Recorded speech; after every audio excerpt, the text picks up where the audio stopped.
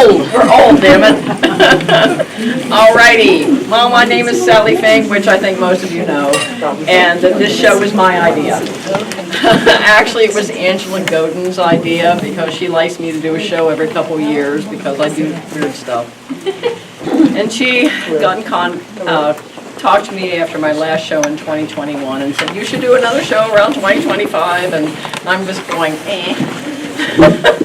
okay, why don't you just do a retrospective of your costumes and your mother's quilt? And I said, we've done that a couple times. So I got to thinking and I thought, well, you know what? I have friends who do costumes too, so why don't I ask them to be in the show with me? So that was how the idea of the show came around. And as we were talking about it and trying to organize it in our heads, we were thinking, well, how can we show all this diversity of costumes, diversity of styles, and have it make sense? Oh, you are a sweetie pie, thank you. I'll use that in a minute.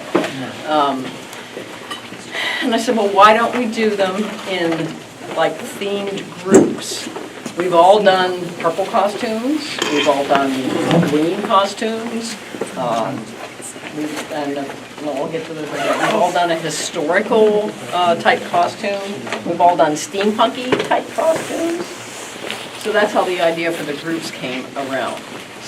We have all competed with and against each other. And some of these costumes represent our costumes that we've done together. We are especially proud of this group, Primalities. There are 2 costumes missing from this one. The 2 other ladies are in different parts of the country. Karen and Lisa had planned this costume many, many, many years ago. How many years ago? 15. 15 years ago. 15 before it happened. Right, because there's so much extensive beadwork on them that it took years to get all that done. It was one of those, though, we're going to do it, but, you know, we just never got around to it, and the idea of it morphed over the years, you know, as things change. And when did I go down for that swap? That was down, we decided 5 years ago. Okay. I had gone down for a costume swap meet. You were living in Harper's Ferry at the time. And I said, there's a costuming convention coming up in 2022 that is within driving distance for me. It's in Bethesda, Maryland. I would really like to do a group costume with you ladies because I've never had a chance to do that. And these 2 ladies looked at each other and said, it's time to do Primal, which was what the name of the group was at that time, which morphed into Primalities. So we won Best in Show and Best in Show Workmanship, I think. Yeah, both of them, with the other 2 costumes that were in the group. So we are especially proud of these. These were 5 matriarchs who were preserving the best of the old ways post-apocalypse. So Lisa was the healer, Karen was the shaman, and I was the keeper of memory. And if you happen to look at the back of my costume, the headpiece has names on it.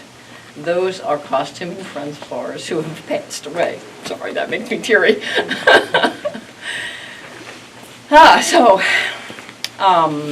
Take it away, ladies. Say something.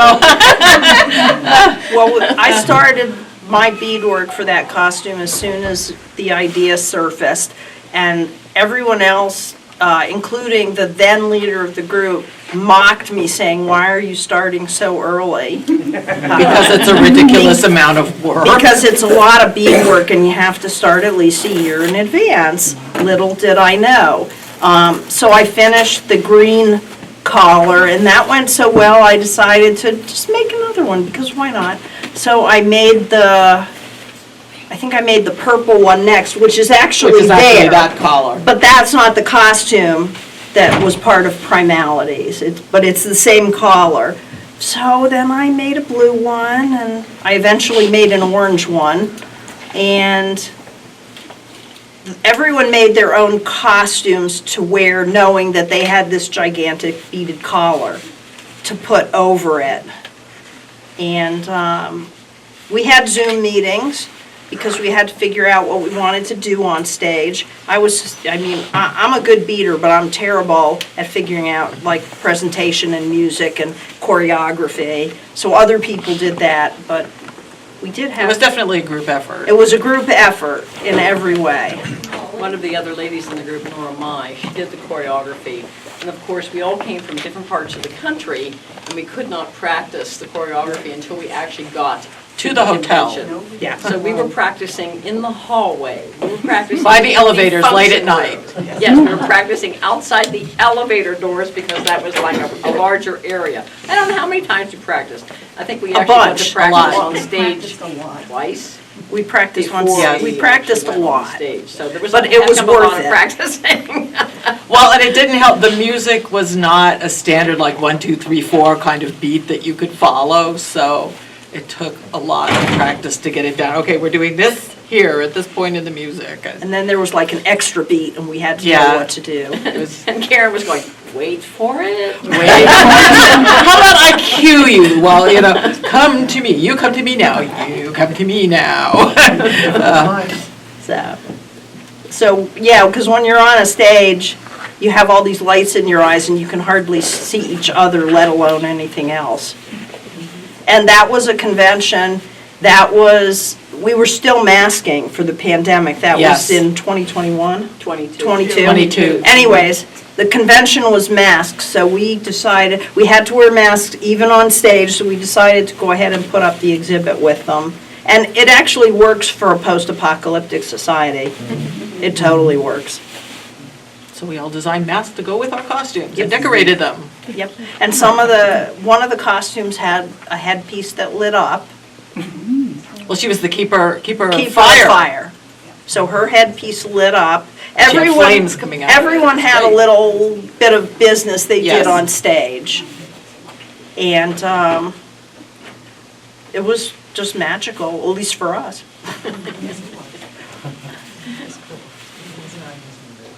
And the other ones are, I loved the way the groups came out.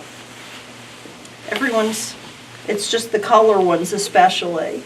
Just love Yes, it. yes. And even though we're 3 different people with 3 different styles, I think they harmonize with each other really, really nicely. I do too. They look planned. Well, I was commenting the other day, this was not planned, but the 2 sort of Egyptian ones, they both have the Egyptian wing motif on them, and it's both in blue. So they coordinate with each other really beautifully, and that was not planned at all. And we all had extra headpieces. I'm like, oh, I'm so sad I don't get to put this up. Well, bring it. We figured out a way to just put up really crazy headpieces. Yeah, all the headpieces, most of them anyway, no, all of them, have a costume that go with them. But the limiting factor was, how many mannequins do we have? We all bought mannequins for this show, so now we're all wondering where we're going to store them. And most of the headpieces, at least the really huge or tall ones, they disassemble for packing. So you can at least pack them into a bin in a car, even if you don't want to take them on a plane. Although I've flown with some stuff. If you walk into a sewing room, one of those mannequins will scare you so much right at night. You're sure there's a person standing there. It's quite scary. All right, does anybody have any questions? I have a million. Fire away, fire One at away. a time, please. Are you sure, just one? The fabrics that you use are absolutely astounding. Is there a particular place where you go about finding them? Do you ever try to practice sustainability, like, thrifting different materials or anything like that? Yes, okay. Oh, yeah. Well, my Primalities costume is an upside-down shower curtain from my thrift store that was like $2. Brilliant. And it had those big grommets on it that, you put the shower curtain rod through. But I'm like, ooh, that could be interesting. Let's put it upside down. And I hung little tiny plastic bottles of herbs and things in them because I'm a healer, so I'm using a lot of earth materials. Awesome. And, they're boots that were boots, so I just made boot covers for them so they'd be the right shape, the right shape and color. But as far as the fabrics, some of the really fancy glitzy stuff, They're very old. We all have extensive stashes. Yes. Obviously, some of these costumes are quite old. They're like 20 and 30 years old whenever those types of fabrics were available. Today, yes, it's getting much, much harder to find the really, really fancy stuff because everybody's going out of business. We can still get some stuff online, but again, we embellish our own fabrics or we get it out of stash. And like I said, she who dies with the most fabric wins. We all have fabric beyond life expectancy. Absolutely. Estate sale. Actually, my shawl to wrapper in the back area was from, I go to the Brimfield Antique Fair in Massachusetts. I haven't been for a couple of years because of a broken leg, but I mean, I collect antique clothing, like mostly from the mid-1800s. And I bought a real woven wool cashmere shawl, and it was very inexpensive because it had big tears and holes in it, so the dealer just wanted it to go away. Yeah, Well, I cut that up and made that. it's amazing. And they would have actually done that in the 1800s. They would have reused stuff that way. So all I had to provide was the lining fabric. So, yeah, we love Lisa and I are the thrift store and flea market queens. This is the rest of the Primalities group. Oh, thank you for Yes, bringing thank us. you. Thank you for bringing. So if you get a chance, look at, that was our stage picture. So if you get a chance, you'll see what the other ones look like. Modification happens too, because that's all airbrushed. The malachite. Oh, on my malachite throne, yeah, the foam is just cut, sheets of foam that I cut to be beveled, and then the rest of it's airbrushed. So, and honestly, a lot of our fabric goes through a lot of, I mean, we all have dyed things Yeah. and bleached things and splash paint on things.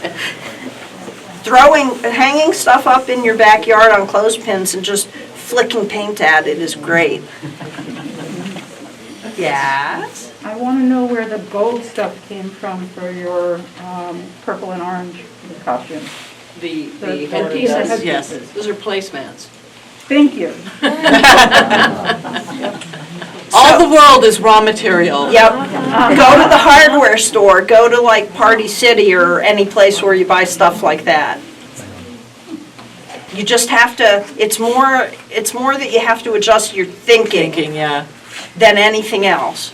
Because everything can be used in ways it I'm wasn't looking intended. at shapes, I'm looking at colors. I did one costume that had electronics on it, and I went and bought capacitors, and they were this really bright blue. And I took them up to the counter, and they said, "Oh, are these the wattage you wanted?" And I said, "I don't care what wattage they are, they're blue." And they looked at me like I was crazy.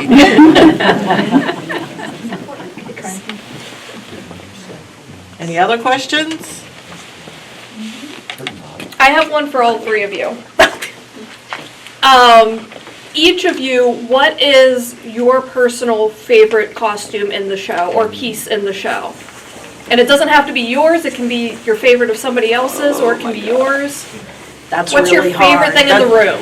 Which child? It's like saying, which is your favorite child? That'd be easier. My favorite costume is the one I'm working on at the time. Yes, or the one I'm working on next. Yes. But I actually like my purple, my Dame Duchess. I'm really, really fond of that costume. All right, so here's a second level question. Which one of these costumes was the most difficult yet the most satisfying in the end? Well, we have to answer that individually. Yes, please and thank you. Wow, okay. Well, I don't know, for me, I'm thinking the most satisfying one was my shawl to wrapper, because I tried to be as historically accurate as possible, and that was really challenging. And plus, when you're working with cutting pattern pieces out of something that has a very distinct border and middle pattern, and you want it to be symmetric, and it has damage to it, it's tricky. So I know that's the one with no glitz on it, but there you are. But my favorite one of Karen's is the Egyptian walking suit. Oh, really? Yep, I've adored that so much. I mean, I just. I didn't design that, Allison Kondo designed that. But You made it. you made it, and And her designs are diabolical because they look very simple on paper, but they're very detailed. And you start getting into building them, it's like, oh my God, I have to do this, and now I have to do that. And this had all this applique that was very complicated on it. It took much longer than I expected it to. Yeah, I'm really happy with how it came out. It's tough, it's kind of between the Egyptian suit and between the coronation gown here. I designed this, and the dress came out exactly like the design, and it took a lot of tailoring. It took a Victorian corset underneath it to get the right shape. So this was like the first time, I made this fairly early in my costuming career, and it was like the first time the drawing and the actual finished product looked exactly alike. Exactly the same, yeah. I'm also incredibly proud of Primalities because I went through a very contentious divorce while I was trying to do this costume, which is why it took it longer to get on stage and all that. And I'm working on this ritual collar and beading it. It's like, oh God, I don't want to put bad energy into this, so I just have to put it down and walk away from it for a while. So the beading took a lot longer than I had planned on it taking, but I'm very, very proud of it and proud of completing it. I'm proud of getting it on stage, And I even think- though it took 15 frickin' years. And I think my most satisfying and more complicated costumes were the Dawn and Dusk, which Karen and I wore. I made the costumes and the headpieces, she did the beaded belts. But the jacket over, the jacket that we both wear is very, very complicated pattern. All the little godets in it, I don't remember how many there are in each one. It was a lot of meticulous sewing to get them, right. And then I, of course, went around the edged them all in trim. So it was a very nitpicky and fussy outfits, and I made two of them. But I was very, very pleased with how the finished product came out. Nancy and I were charmed by the fact that the scarves off the sleeves are exactly the same scarves for both outfits. I needed the scarfy stuff, the chiffony stuff, to coordinate with both outfits. And I was amazed and shocked that I found one that had orange and purple in it. Yes. And worked for both. So It yes, looks that was great. extremely satisfying. And the brocades on my outfit I had in stash. Karen's, again, was one of those serendipitous things that I was looking for orange brocades, and these are relatively modern, more recent outfits. Whenever this type of brocade was no longer available, and someone was getting rid of these, I guess now you could call them period brocades because they were from the 60s. Vintage, yeah, vintage. And they were getting rid of some bolts of this fabric, and I was like, that's exactly what I need. Thank you, universe. Well, once people know that you're serious about costuming, a lot of people give you fabric that they want to get rid of. Like, this was in my mom's attic, and she's gone now, and I have like X number of boxes. Will you take them? They need to go away. And so, yeah, that happens to all of us. Yes. Frequently, I have a question for actually. each of you. I think I know the answer to one of them. What is each of yours favorite color? I know it's unknowable what Sally's favorite color is. It's unknowable. But I don't know, I think yours is green, but I don't know. Mine is screaming lime green. Okay, that's your favorite. What about you, Lisa? I don't know. I change like daily. Okay, I will be. But I love orange. Okay. Right now, I'm really into yellow. Okay. I know, shocking and surprising. But I just really like, I just like color. We all do. That's why the beading is We're so, not- I like beading so much. You can do such colorful This things. one's for Lisa. Which of the quilts is your favorite? Oh, it's also a tough one. Because I love them all for different reasons. We talked about that one a lot this weekend. Yes, we did. So I don't know, maybe this one in the corner here. It's it's kind of a partial crazy quilt. Yeah. And each block represents something really important to me in my life. Because I just got tired of, people making quilts with like specific holidays in mind. So this is all my holidays. One of my holidays is goddesses. One of my holidays is the beach. There are 2 blocks devoted to Halloween because Because duh. and there's a block devoted to cats, and there's a block devoted to my garden, Coffee. and there's a block devoted to coffee, and there's a block devoted to Roger's guitars. He died right before I made this. I think I may have already started it. And so it's kind of a, I don't know, it's kind of a autobiography, since I'm never gonna write one. It's not gonna be written on paper anyways. And a couple of the quilts were made with antique quilt blocks, like that one in that corner is alternating antique quilt blocks that I bought at a flea market and just, plain blocks. And I tried to make it look, historical. And, Lisa rescues other people's unfinished quilt Yes. projects. as one does. The tall ships quilt there. Yeah. The pieces for the blocks came out of one of those Goodwill bin stores. They were The in like a outlets. plastic baggie, and one block was put together so you could tell that it was supposed to be ships. It was just But everything cut else up was just cut pieces in a baggie. And Karen And found I it. snagged it and went, Lisa must see this. And wow, was I surprised. And then I added all the batiks, so it ended up like 3 times the size I was expecting. And then, As it does. And then I just loved it. And then I gave it to Karen when it was done. So that one can fit on a queen-size Yes. bed and still lap over the sides. So it's fairly big. And that one is about aliens. That was, I buy quilting cottons because I love them.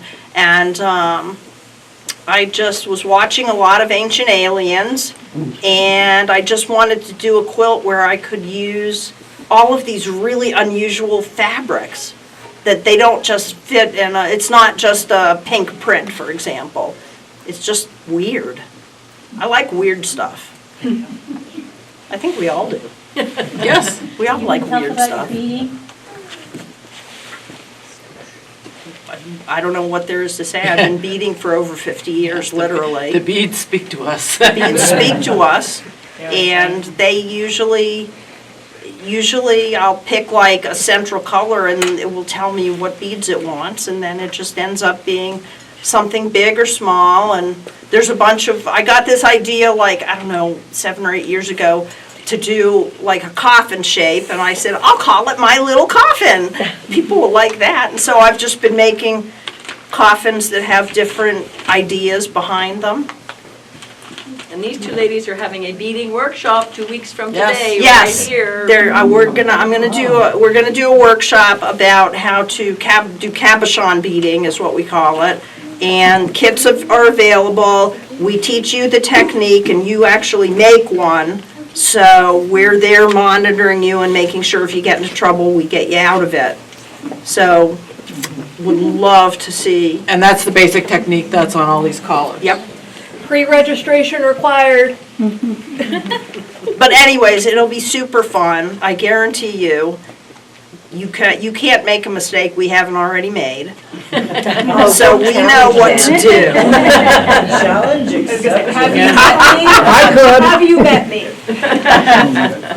No, it's super fun. The last time we taught this, everyone had such a great time, they couldn't wait to do another one.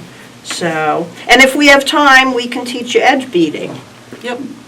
So we have extra stuff, and there are kits available that will have enough for you to do 2 of the projects, and I have a bunch of free beads in like little tiny 2-inch Ziplocs that I'll just give away.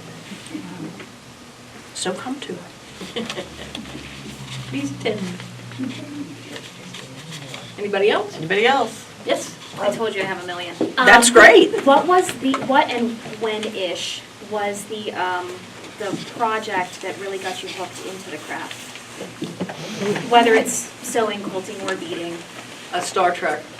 I was an original Trekkie back in like, when the show started, 66. I was a Trekkie from the first episode, before it was popular. I was a Trekkie before it was popular and before a lot of you were born.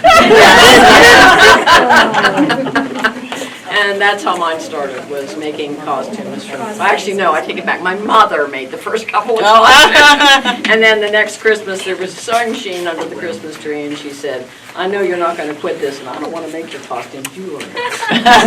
Since she was a seamstress and a tailor and a milliner and, and everything else, I absorbed it from her. Yeah, that's how I started. And that was in the 60s, 60s and 70s. I was also a Trekkie and went to my first Star Trek convention, and they said, we have a masquerade competition. Oh, well, I have to make something for that. And I'd only had, I'd made clothing before, had home ec in school and all of that. I was like, well, I'll just get patterns I like and make them out of weird fabrics. So I made something that would, well, they were both original designs. One in purple and one in green, and I wore one in the halls all weekend, and then the other one I wore in the competition. And it was very 70s. It was a halter top and bell-bottom pants, and I took 4 yards of fabric and braided it into my hair. And it was trailing on the ground, which was unfortunate because people stepped on it and give me whiplash. And it didn't win anything in the masquerade, but I looked at what other people were doing because it was my first convention. Oh, I want to be like them. Sally was definitely one of the people. It's like, oh, I really like that. I want to be more like that. I didn't come to it till much later, like 1989 or so. I already had 2 kids when I went to my first science fiction convention in Baltimore, which was my local convention at that time. I lived in Maryland. And when I started seeing what people were doing, I was like, I want to do that. And so I started doing that. I mean, it kind of started with cutting up thrift store clothes and putting them back together in weird ways, or painting them, or altering them in some way. And then I started, I already beaded, because I had been beading since I was 12. And then I started making things from scratch and learning new things. I learned to airbrush because I wanted to include it in costumes. I learned to use a hot glue gun. It's more complicated. I mean, yeah, anyone can stick 2 things together. There's more to it than that. And I started learning about using unusual materials, and I learned to weave later on. And I learned to work a little bit with metal, so I could make real jewelry. And my mom sewed, and I kind of learned, but really I did most of it on my own. And any kind of, any ability I have to make my own patterns or anything like that, I did totally on my own. Man, we didn't have YouTube tutorials in those days. Really envious of cosplayers today that have YouTube tutorials and all these wonderful new thermoplastics and other materials. Well, we have Friendly Plastic. Oh, God, yeah. Which loves to fall apart. Yes. Plastic does not hold up over time. I read all the stories of how important the VHS player was because we could finally freeze frame and try to duplicate costumes.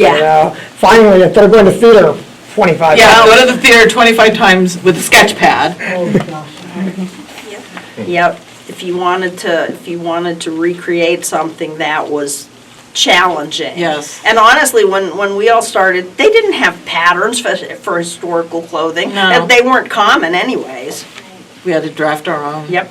Now you can go to Simplicity Patterns and I need a pattern for this specific thing. There it is. In 1525. Yeah, they have it. Sometimes the stuff that Simplicity has is decent, and sometimes not so much. It kind of depends on the pattern. Well, Or you things that are close. Yeah. And you learn what patterns work, and you learn what patterns to avoid.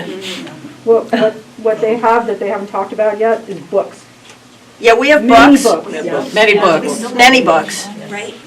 Because we all come from a time when it was all book-based.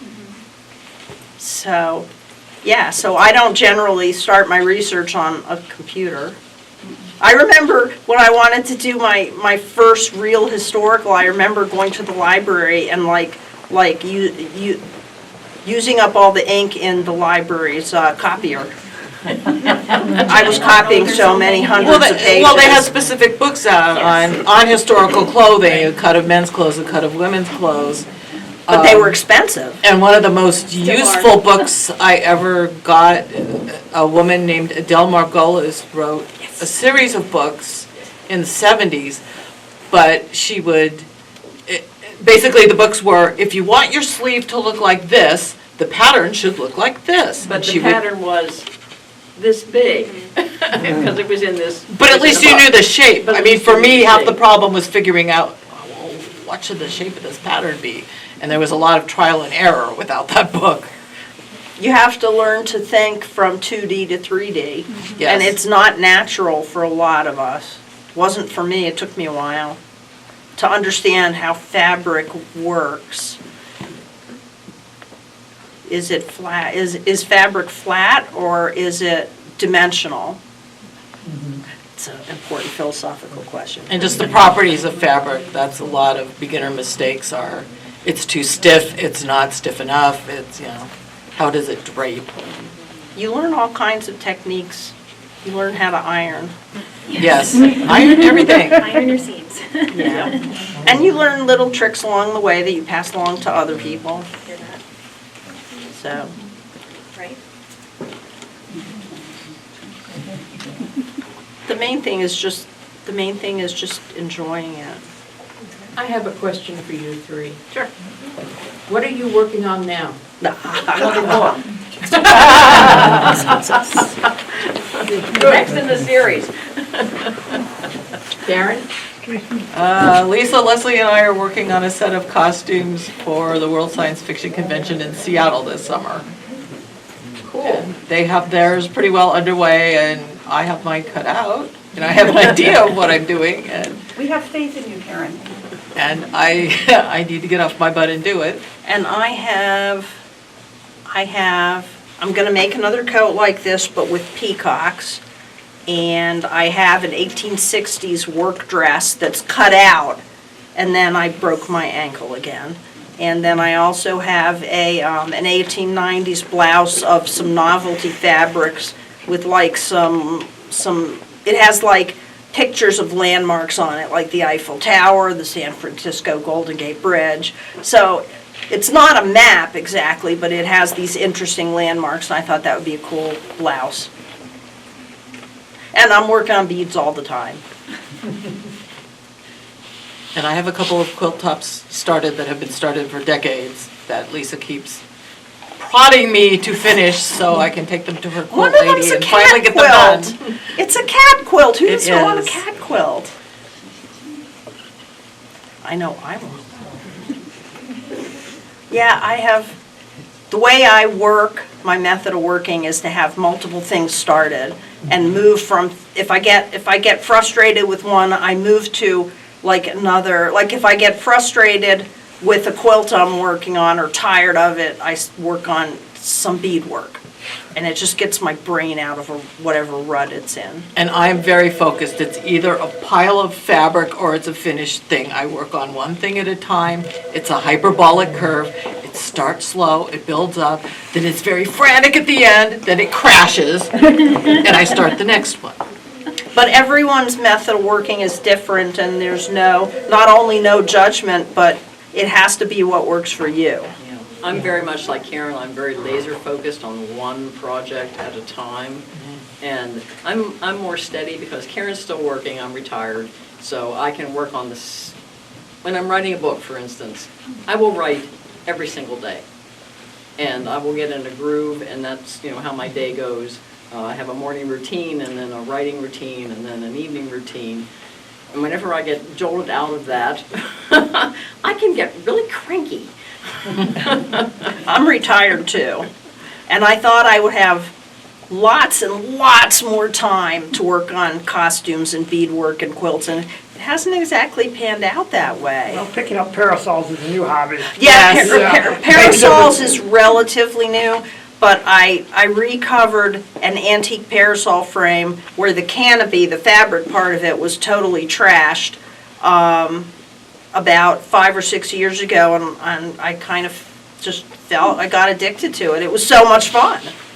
So I started buying antique parasol frames and recovering them. And they're all over there on the table Yes. for sale. Yeah, those are for sale. Those are all antique frames, and if you're any kind of a reenactor or you like getting dressed up in historical costume, then I do take commissions occasionally, and it's just another fun thing I like to do. But I also like to, when the weather's nice and I can go out into my garage, I like to refinish antique furniture, small stuff like a chair. You know, I'm not doing huge sideboards and things. But I like bringing things back to life, which is probably why I like antique quilt blocks. I feel like someone made this by hand. We should at least respect that and make it into something. Oh, talk about your quilt on the back wall. The one that you had to take completely apart. Oh, yeah, this pink quilt on the back, that was a quilt top that was given to me by a little community museum in Indiana, like 5 years ago. And it was a handmade quilt, but I think it was made by people that maybe it was like a practice quilt for them to learn how to do it. There wasn't a straight line in it. So I took it apart, not the individual blocks, just the main squares, and I squared everything up and put it was only a quilt top. It didn't have the inside batting or the bottom part. So I put it back together, and I had my quilting lady, who has a long arm, one of those machines that takes up a whole room. I had her quilt it so it would look like it came from the mid-1800s. And those are actually all antique fabrics. And that pink print, if you look at it closely, it's like a bright pink on top of a lighter pink. That was called the double pink, and that was extremely popular. Pink on pink. Pink was very popular. It's less popular now, but certainly during the Victorian era it was popular. I also have a nonprofit that I am the founder of called Miss Lizzie's Traveling Historical Fashion Show, and my interest in antique fabrics comes from that.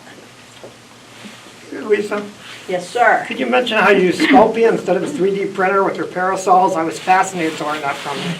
Oh, I've only done that a couple of times for like some of the pieces. I don't do that Some of the regularly. weird pieces The little that are rib missing. tips. The you know, little really rib hard to come tips, by. and sometimes the top part that's, the point at the top. Sculpey is Play-Doh, but it bakes. If you ever bake Play-Doh, it falls apart. But if you sculpt something with Sculpey, it feels just like Play-Doh. You bake it, it's rock solid. But So if you I make learned weird how to things. use a 3D printer and design things, I could probably do it with that. You learned everything else about computers.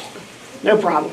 Question over here. Oh, no, I was waving because Hi! I can help you with I know you can. Yes, you can definitely. Well, when you we've all built up a costuming community, a costuming network over many years, and if someone needs, like I need a little beaded piece about 3 inches for this costume, and it has to be X, Y, and Z colors, I'm there for you. Or she needed knitted garters for one of her historical outfits. It's like, I knit, I'll make those for you. And I'm still using them. I've been using them for 10 years. They're awesome. So, We sort of trade skills. yep. Costumers trade skills, fabrics, supplies like beads, techniques. Yeah. Oh, yeah. We would go to convention and teach each other how to do things. And that was really fun. I miss that. That's the operative word for this show. We would not be doing this, and not for so many years, if we didn't enjoy it. To us, this is fun. Learning all this stuff is fun. Adding to our skill sets is fun. And we will probably all be doing this until we die. Yes. Oh, for sure. Yes. And then somebody inherits the costume Yep. stash, or the fabric stash. And the bins of fabric, And the, yeah. yeah. And all the beads. And all the beads. I have a lot of beads. Hundreds of pounds of beads. Yeah, I have a lot of beads. I've made several trips to the Czech Republic to buy beads for sale. Well, they were supposed to be for sale, but they mostly ended up in my garage. I don't know how many people can claim to have a bedroom that's devoted entirely to beads and nothing else. Well, It's like, they should. nobody wants are just the beads. Yes. It's a lot of beads. I haven't had a dining room for over 20 years. My dining, what was supposed to be a dining room was always a workshop for me. I mean, we all have multiple sewing and embroidery machines. So you learn how to use your equipment. You learn the limits. Tools are everything. Yep, and you learn the limits of what they can do. I remember going to Sally's house the first time I went there and looking at her storage and thinking, I need this. Yes. And what I did was I would travel around when I could, and visit costumer friends who are all over the country, and I would steal 2 pins out of their pin cushion and put it in my pins so I would get some of their karma. What happened to those? I'm afraid the gig is up for it after wrestling. This was an elaborate trap to get you admitted on video.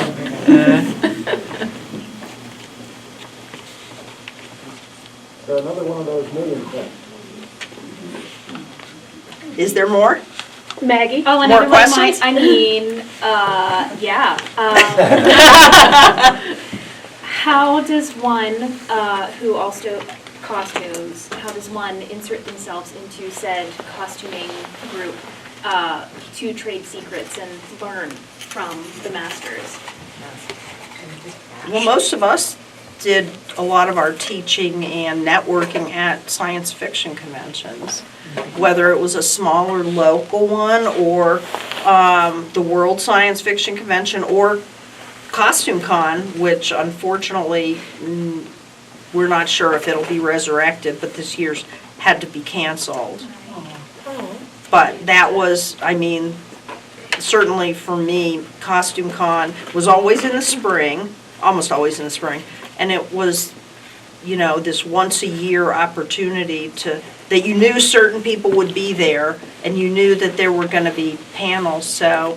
But even at small conventions, there's often maker panels, and a lot of those do involve costuming type of things. These days, most maker spaces are a good place to learn. Yes, and there's Costume College Word maker in Southern California. California, right? But if you can't get to the conventions, we all have Facebook pages. Yes. I have a dedicated web page. SallyCFink.com, that's real hard to remember. So we all have an internet presence some way or another. Sally's the only one who's organized to actually have her costume photos up. I have never gotten around to that.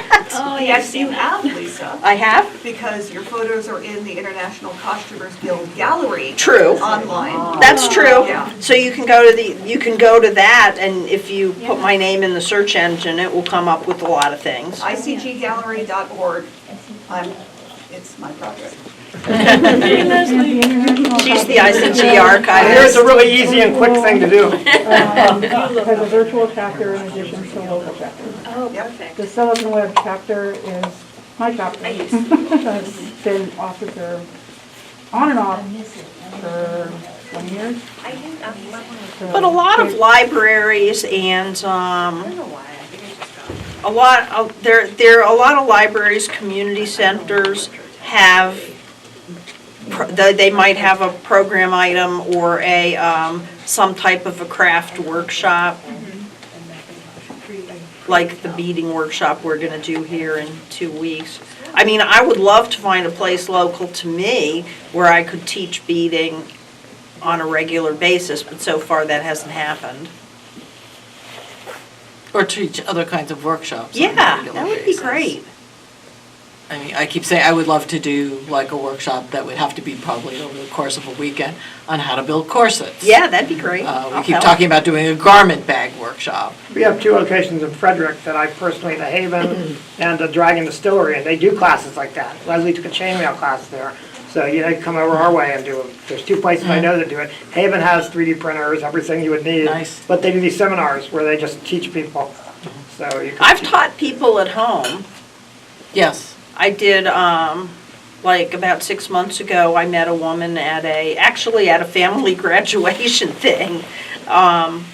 And she was very interested in my costuming, and she came and stayed with me for a weekend, and we built her a corset. That's awesome. So we love teaching. I mean, it's like a sacred duty almost. Yeah, she talks about Costume Con. I founded Costume Con back in 1983. We ran it, we thought it was going to be a one-shot, and then everybody at the dead dog party at the end said, "So, when's the next one?" "Oh, next one, we hadn't thought about that." So we got through 42 years, and this year's had to be canceled, and there are no bids going forward for future ones, but I've had a couple of different people contact me possibly about holding more starting 2027, 2028. So it may not be dead yet. We can cross all extremities and hope. The hotels we've been holding the convention in have become an increasingly hostile environment for small conventions of any kind since the pandemic. It's just too expensive to try to go into that kind of space, so. And our convention requires a lot. A lot of space, we're very space intensive for being a very small convention, usually 300 or 400 people. So we need to rethink what we're doing and come up with alternatives.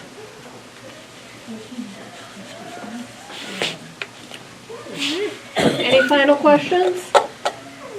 And you can come and ask us, and even after this. All right, thank you ladies very much.